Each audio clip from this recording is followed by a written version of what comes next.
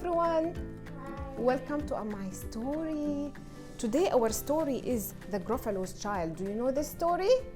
Yes. It's written by Julia Donaldson and illustrated by Axel Scheffler. It's a very nice story that we will learn what will happen if you don't listen to mommies or daddies.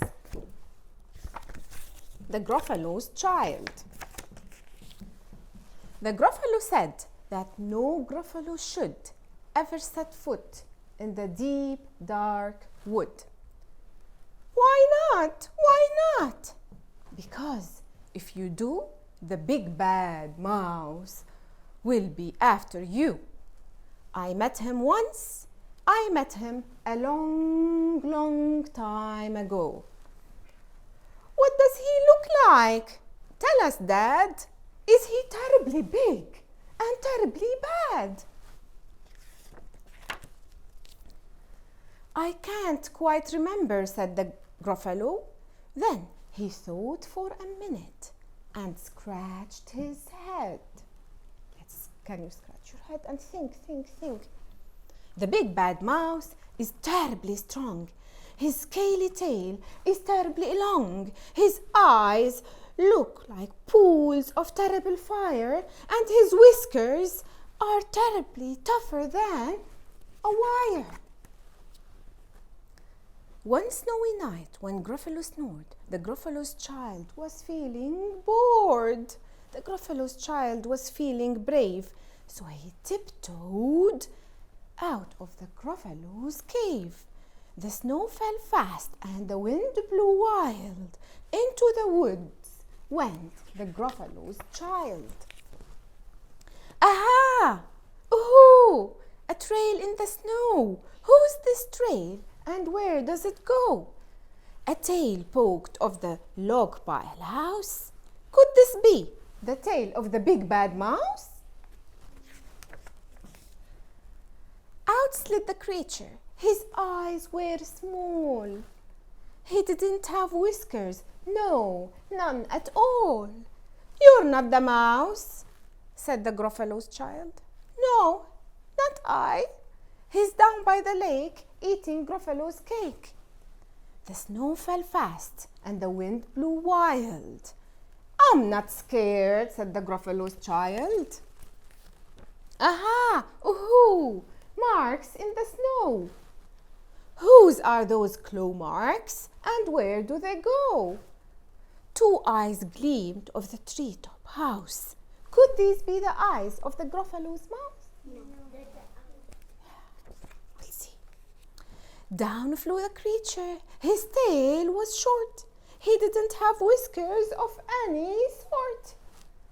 You're not the mouse. To who? Not I, but he's somewhere nearby, eating Gruffalo's pie. The snow fell fast and the wind blew wild. I'm not scared, said the Gruffalo's child. Aha! Ooh! A track in the snow. Whose is this track and where does it go? Whiskers at last. He saw some whiskers. An underground house. Could this be the house of the big bad mouse? Out slunk the creature. His eyes were not fiery. His tail was not scaly. His whiskers were not wiry. You're not the mouse, said the Gruffalo's child. Oh no, not me. He's under a tree drinking Gruffalo's tea. It's all a trick, said the Gruffalo's child, as she sat on a stump where the snow lay piled. I don't believe in the big bad mouse. But here comes a little one out of the house. Not big, not bad, but a mouse at least. You will taste good for a midnight feast. Wait, said the mouse. Before you eat, there is a friend of mine that you ought to meet.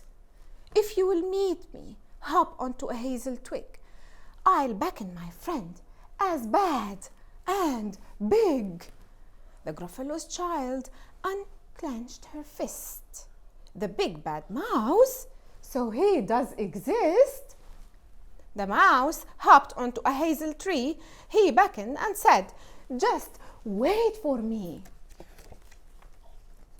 Out came the moon as bright and round.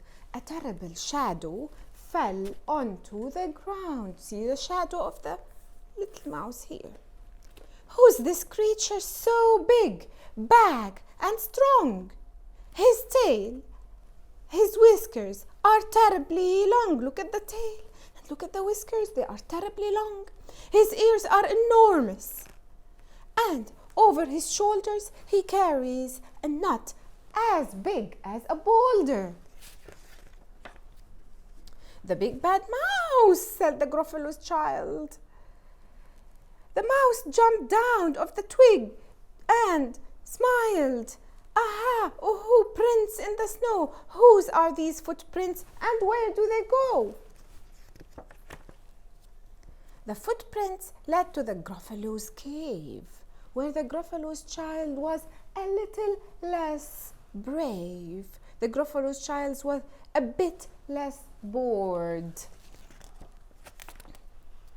And the Gruffalo, the big Gruffalo, the dad, snored and snored and snored. The end. Did you enjoy the story? Yeah. Yes. Thank you.